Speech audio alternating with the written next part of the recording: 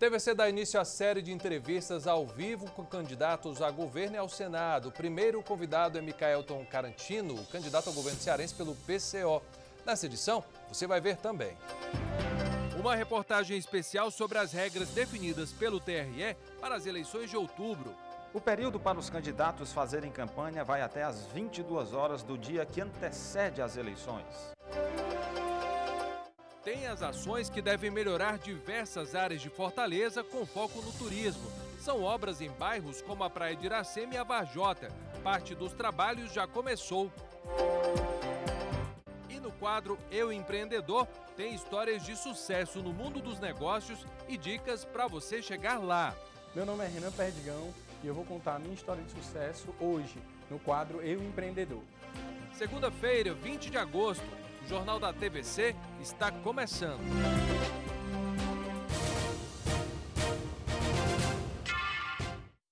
Olá, boa noite. O jornalismo da TVC dá início a uma série de entrevistas ao vivo com os candidatos a governo e ao Senado. A partir de hoje, pelas próximas 3 semanas, sempre às 7h30 da noite, abrindo o Jornal da TVC, você vai ter a oportunidade de conhecer as propostas e cada um dos candidatos e, assim, ter mais informações na hora de definir o voto e como vão ser os próximos 4 anos aqui no estado. A ordem das entrevistas foi definida por meio de um sorteio na sede da emissora com representantes de cada coligação ou partido. Nosso primeiro convidado é professor da Rede Estadual de Ensino e vai disputar o governo do Ceará pelo Partido da Causa Operária, o PCO, Micaelton Carantino. Candidato, cada entrevista tem 14 minutos e no final a gente abre espaço para as considerações finais. Boa noite, seja muito bem-vindo. Vou começar a partir de agora a contar o nosso cronômetro.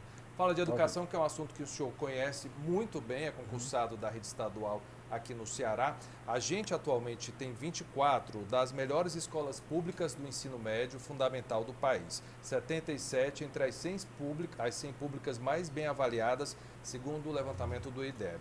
Isso bem atual. Como é que o senhor pretende manter essa autonomia do Ceará? E essa característica que é muito nossa, assim, os estudantes cearenses saem daqui para fazer concurso e fazem terror aí Brasil afora. O que é que o senhor pretende fazer para manter isso? A gente ainda está bem distante do ideal, né? Até porque quando nós comparamos 77 melhores em quê? Aí isso é avaliado no quesito, que é o quesito IDEB, que é uma prova externa. Nós temos outros valores na educação que não são avaliados aí, certo? A discrepância entre escola pública e escola privada ainda é muito grande, embora tenha melhorado muito nos últimos anos. Isso tem que ser corrigido. Hoje, no Ceará, o investimento maior é nos alunos considerados melhores. Então, que era para ser o inverso.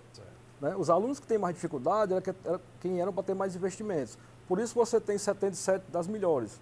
Mas quando você procura as últimas, aí você vê que foram praticamente abandonadas. A gente tem um programa aqui que virou referência no Brasil, que é a alfabetização da idade certa, começou lá em Sobral e virou uma política nacional.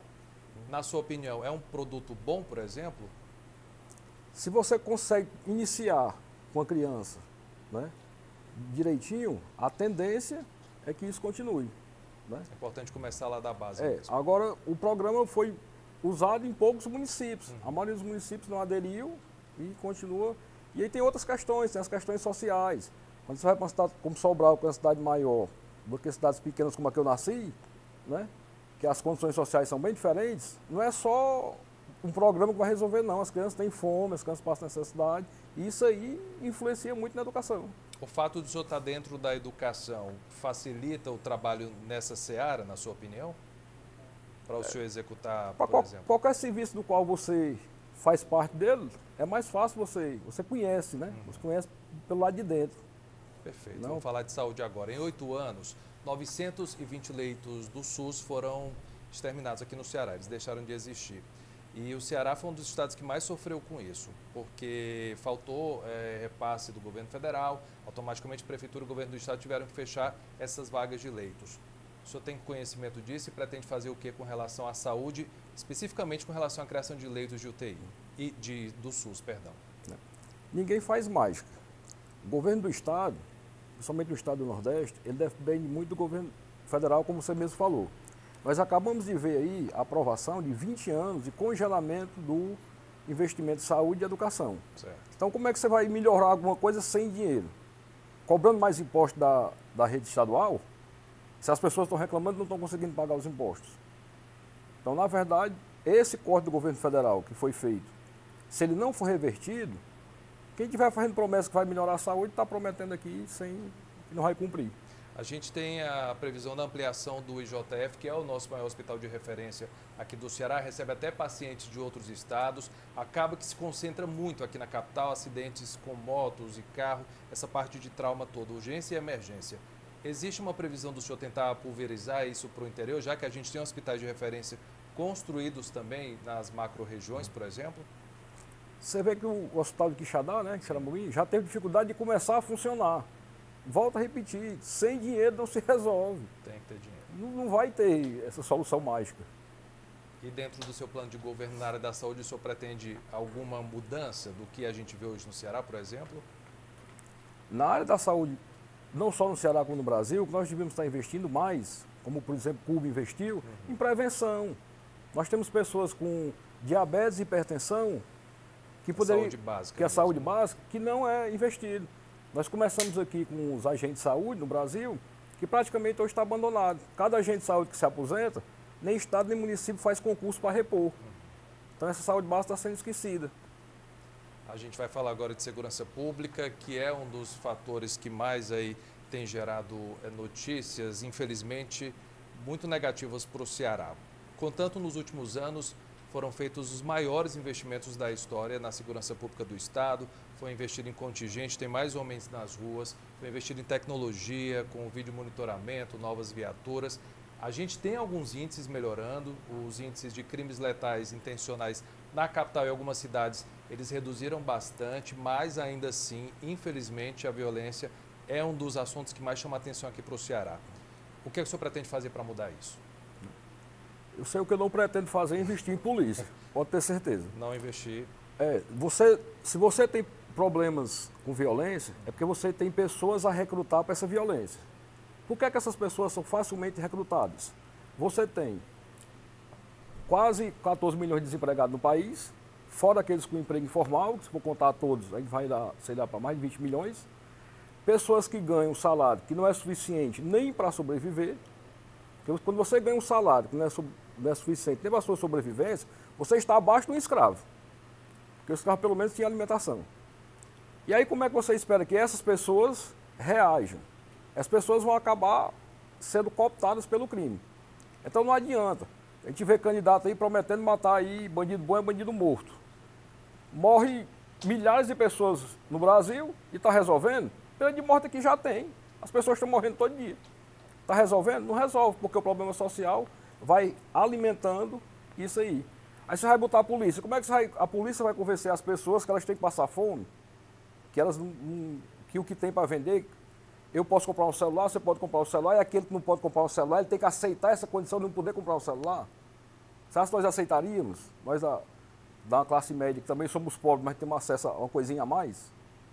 Né? Então, o senhor acha que a presença da polícia ela é dispensável? Desculpa, eu posso não ter entendido direito. O senhor fala que não contrataria o que foi contratado, por exemplo.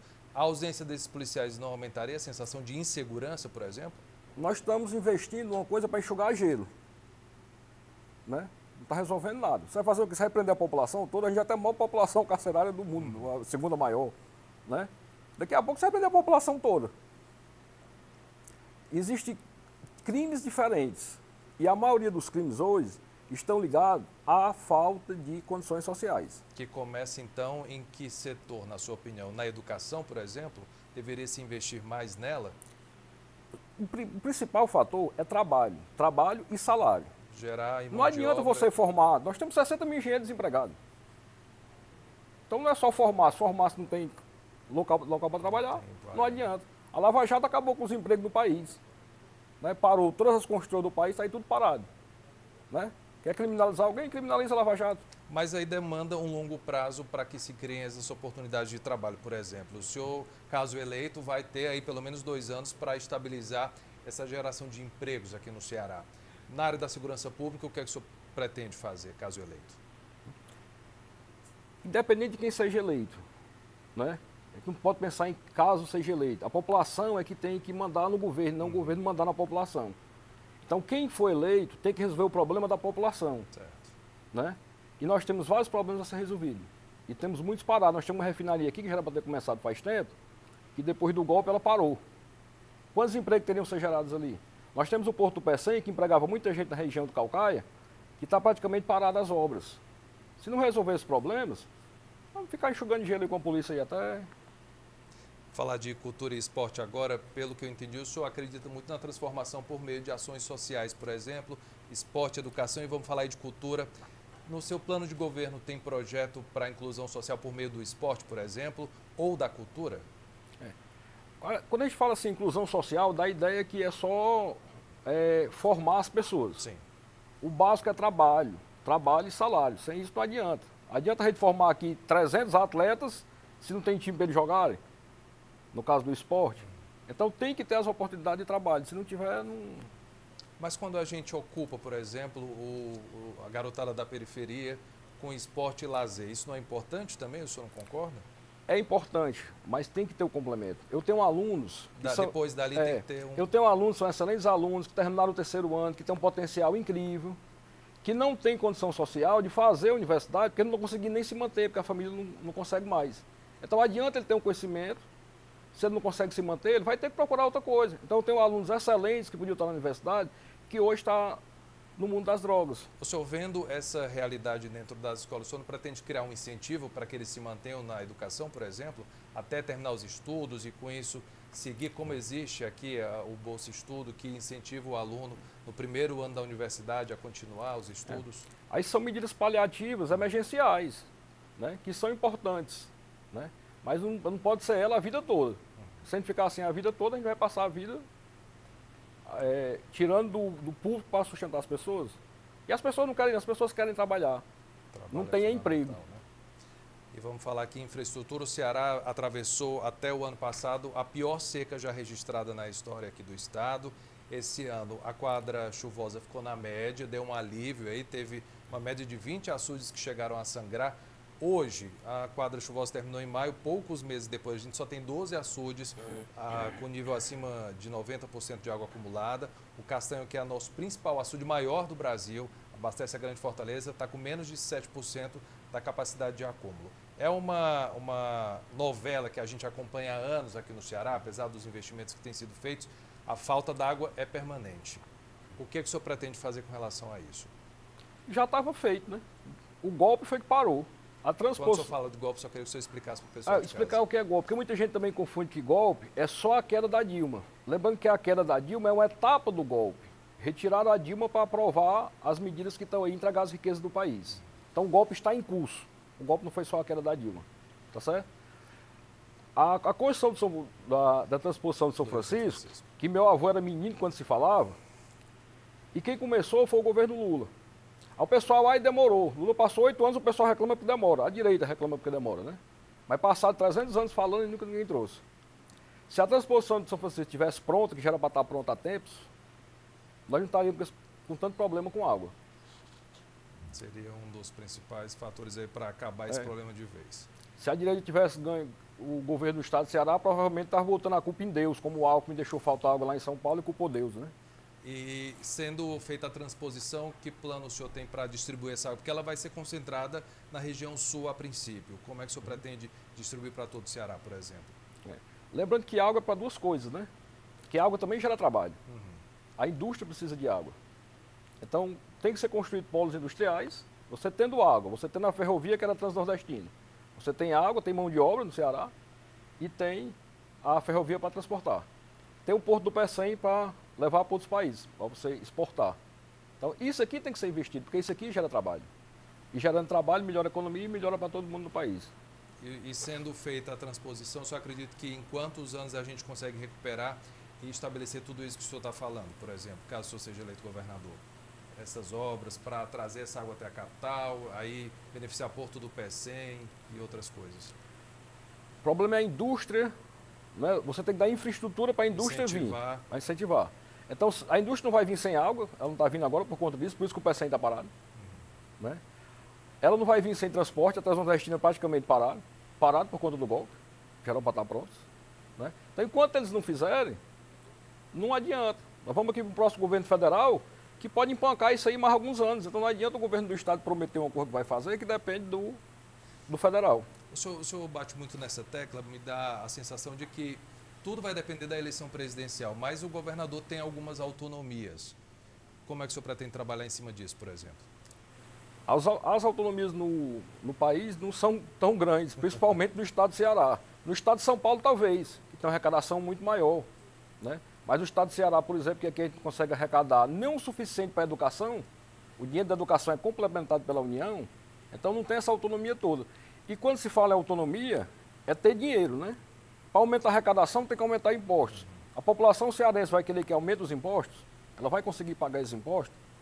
Acredito que não. Olha, a gente está encerrando os 14 minutos, o senhor vai ter 1 minuto agora para as considerações finais aqui na TVC. Fica à vontade. Tá bom. O principal, independente de quem seja eleito, é que a população fique consciente que tem que cobrar dos governantes. Nós não somos empregados dos governantes, eles aqui são nossos servidores públicos, assim como nós aqui. A KTV também é pública, né? Sim. E se as pessoas não tiverem essa consciência de cobrar, que a eleição é uma farsa, você já sabe quem vai ganhar, o jogo de cartas marcadas, né? Seja ela estadual ou federal. Então, esses que vão ganhar têm que ser cobrados. E só a população, o trabalhador, tem essa condição de cobrar. Se o trabalhador tiver a consciência da força que ele tem, ele muda não só o Estado, como o país como um todo. Você tem mais 22 segundos. Mais 22 segundos. Agradecer a TV Ceará, um estatal, né? Que bom seria que todas as empresas desse estado fossem estatais, porque quando o privado sai e o estatal entra, as coisas melhoram. Até a corrupção acaba. O senhor vai ter sua oportunidade. Sucesso na sua campanha. Muito obrigado pela presença, viu? Obrigado. Até mais. Olha, amanhã, na segunda reportagem da série de entrevistas das eleições de 2018, a gente recebe o candidato ao governo do estado pelo Partido Socialista dos Trabalhadores Unificado, PSTU, Gonzaga. A seguir, a gente volta a falar de eleições de 2018. Você vai ver o que mudou para o pleito de outubro, tanto para os candidatos quanto para os eleitores. E tem os detalhes do lançamento de mais uma edição do projeto Juventude Sem Fronteiras. Daqui a pouco.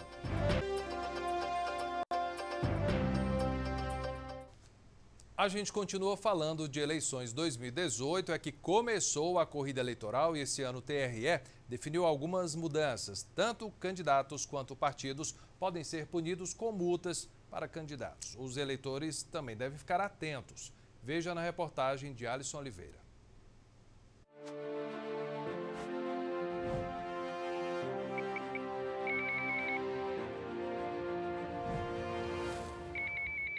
Até às 22 horas do dia 6 de outubro, os candidatos estão autorizados a realizarem campanha eleitoral nas ruas. Podem distribuir material gráfico, assim como organizar caminhadas e carreatas. A divulgação através de carros de som deve seguir algumas regras diferentes para a eleição desse ano. Para este ano, os carros de som somente poderão funcionar acompanhando carreatas, passeatas ou caminhadas. O que é permitido ainda é a fixação de uma aparelhagem em algum local onde ela fique fixa, mas porém com a mobilidade, a possibilidade de poder ser removida após o horário que é às 22 horas. Os candidatos também estão liberados para divulgação de números e propostas nos jornais impressos. Colar adesivo em carros de forma que não comprometa a visualização dos motoristas. As bandeiras e objetos nas ruas não podem atrapalhar o trânsito de pessoas e veículos. A propaganda eleitoral gratuita na TV e no rádio começará a partir do dia 31 de agosto. Agora, atenção especial com as divulgações pela internet. A campanha pelo computador também terá acompanhamento rigoroso da fiscalização. Notícias falsas ou mesmo crimes virtuais terão contato direto com o TRE. As denúncias podem ser feitas pelo aplicativo chamado Pardal, um aplicativo desenvolvido pelo Tribunal Superior Eleitoral, que deve estar sendo autorizado brevemente. Agora é importante avisar para o eleitor: qualquer denúncia relacionada à propaganda irregular na internet, ou ofensiva, ou aquela que traga um fato sabidamente inverídico, mesmo as meias-verdades, as notícias fraudulentas, elas podem ser denunciadas pelo aplicativo, desde que o eleitor informe qual é o endereço eletrônico da postagem. Então, aquela URL que a gente chama o endereço específico da postagem, não é o endereço do site. Distribuição de brindes, como camisas e bonés, não serão permitidos. Os partidos e candidatos são diretamente responsáveis pelo financiamento das campanhas. As irregularidades serão penalizadas com multa e, em alguns casos, até a cassação do registro da campanha. Bem, depois de saber o que pode e o que não pode, agora é pesquisar sobre as propostas dos candidatos e se preparar com responsabilidade para o voto. Porque se tem uma coisa que não muda depois de muitas eleições, é a importância do voto consciente.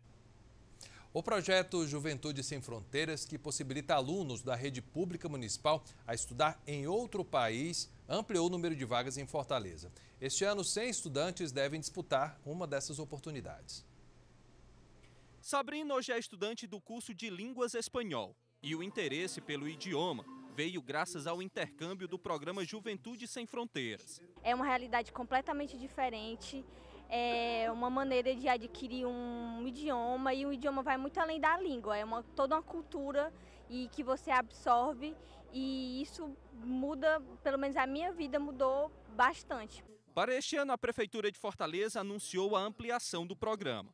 Agora, 100 alunos serão selecionados para o intercâmbio na Inglaterra e Espanha. No final do ano, aqueles 100 que tiverem as melhores notas vão poder agora, desta feita, passar um tempo na Inglaterra ou na Espanha, podendo aprender espanhol ou inglês, no caso inglês britânico, mas mais do que isso, conhecer o mundo, abrir a cabeça, despertar a curiosidade no conhecimento global e voltar para cá para poder fazer uma faculdade com muito mais autoestima, muito mais autoconfiança, com muito mais conhecimento para vencer na vida. O secretário de Juventude, Júlio Brise, destacou a importância do projeto para a troca de experiências e o fortalecimento da educação no estado. Com Juventude Sem Fronteiras, a oportunidade de ir para o exterior, também com simulados, que faz com que o jovem tenha uma melhor preparação, também com turmas avançadas do Academia ENEM, que a gente funciona em parceria com a SEDUC para vestibulares e Olimpíadas Nacionais, enfim, uma grande formação na área da educação e oportunidade para a nossa juventude ser o que quiser na vida e ter muito sucesso. Maria Alice participou do projeto e hoje incentiva outros jovens. Foi um divisor de águas para mim, porque eu não tinha muito essa expectativa de viajar, de conhecer novas pessoas, novos lugares, e quando eu viajei eu vi que isso é totalmente possível. Atualmente eu tenho muitos projetos, planos de voltar para conhecer novas pessoas, e atualmente eu estou na administração, mas com a viagem eu não sei se eu quero permanecer na administração. Por enquanto eu vou estar na administração, mas futuramente pode ser que eu tenho novos objetivos, novos planos, e eu acabo viajando, conhecendo novos lugares e participando mais dessa realidade de viagens. Isso me interessa mais. No próximo bloco tem um quadro Eu Empreendedor, com dicas de sucesso no mundo dos negócios, e tudo isso para você chegar lá. Você vai ver também as ações que devem ampliar o turismo em Fortaleza. São obras em diversos bairros. O Jornal da TVC volta já. Segunda-feira, você já sabe, é dia do quadro Eu Empreendedor, que conta casos de sucesso no mundo dos negócios e traz dicas imperdíveis para você chegar lá. Hoje a gente vai mostrar a história de um empresário que investiu em um setor que não para de crescer, o da vaidade masculina. São diversos serviços para um público cada vez mais exigente.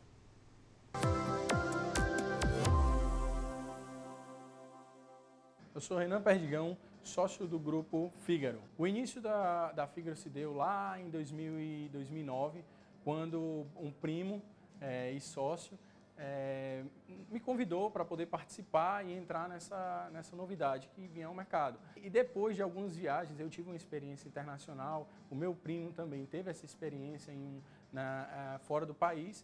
Ao retornar, a gente sentou e conversou para que viesse surgir um lugar que fosse exclusivo, especial e dedicado ao público masculino. Os nossos desafios, eles começaram a partir do momento que você faz um espaço para homens, né? Isso já desperta, de certa forma, algo, homem tem alguma coisa que não é tão interessante, ou então é uma brincadeira, alguma coisa, já partiu daí. E também vários rótulos que colocam para aquele homem que gosta de se cuidar. A gente veio e tem a proposta de ter um espaço para o homem que gosta de se sentir bem consigo. São 8 anos aí, entre 8 e 9 anos que a gente está com o grupo aberto. Já passamos por diversas, algumas, como é que diz, provações ou provas, né?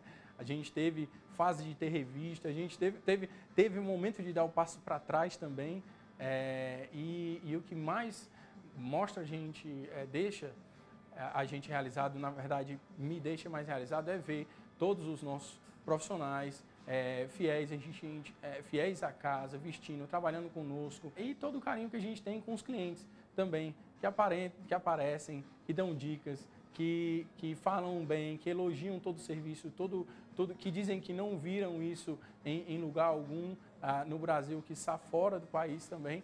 E isso faz com que a gente só queira investir mais e mais, correr atrás, para sempre manter o melhor na prestação de serviço, no melhor no que a gente faz. A chave de tudo é a informação, né? É especialização, é você ter segurança, é você conhecer aquilo que você quer investir, aquilo que você diz, não, é esse caminho. Então, se informar, procurar saber quais são os altos e baixos, não só olhar para determinado ponto e dizer, não, aquilo é de sucesso, vai ser fácil crescer. Não, se você não iniciar, o que eu até digo, é se informar sobre aquilo, sobre a tua área, sobre a tua decisão. Fortaleza foi mais uma vez um dos principais destinos do Brasil nas férias de julho. A capital cearense recebeu quase 500 mil de visitantes. Quem passou por aqui pretende voltar e não vai ser por falta de incentivo. Uma série de obras com foco no turismo foram anunciadas hoje. Parte delas está em plena execução.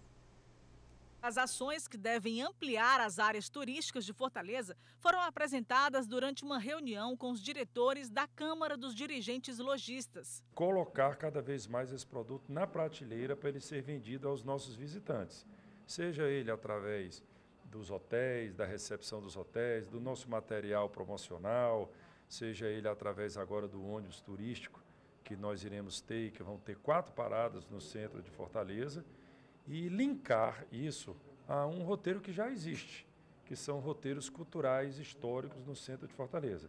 A requalificação da Praia de Iracema, que já está em andamento, deve continuar. Uma novidade é a promessa de construção de um heliponto de múltiplo uso com um restaurante panorâmico. Na beira-mar, os novos projetos contemplam a engorda do aterro em 80 metros e a troca do asfalto por um revestimento mais frio e nivelado com a calçada. A previsão para o término das obras é junho de 2020. O que já tem data para começar a funcionar é o ônibus Double Deck. Ele deve estar funcionando a partir do final do mês de setembro. Ele será um roteiro de 17 quilômetros aqui na cidade de Fortaleza, passando pelo centro, pela beira-mar, pela Vajota, pelo Museu da Fotografia, pela Museu Tabosa, pelos hotéis, né, pela beira-mar como um todo. Então vai fazer esse roteiro. O novo serviço vai ter 4 paradas no centro da cidade, onde os visitantes vão poder conhecer 250 edificações que integram o patrimônio histórico, como praças e monumentos, que agora estarão inseridos no roteiro turístico da capital com o projeto Fortaleza a Pé. Esse Fortaleza a Pé, que tem hoje como seu ponto de partida a Praça do Ferreira, que é uma das paradas do ônibus.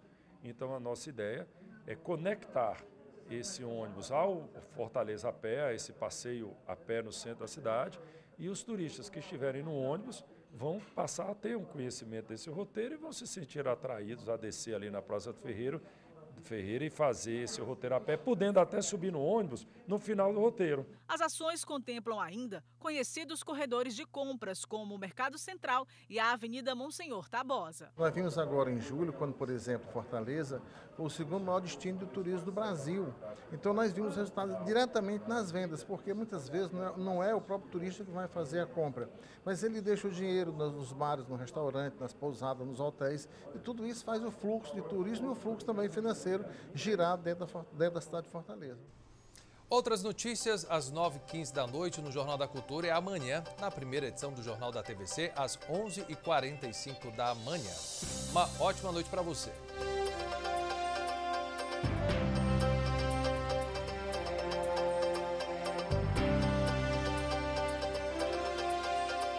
Fortaleza.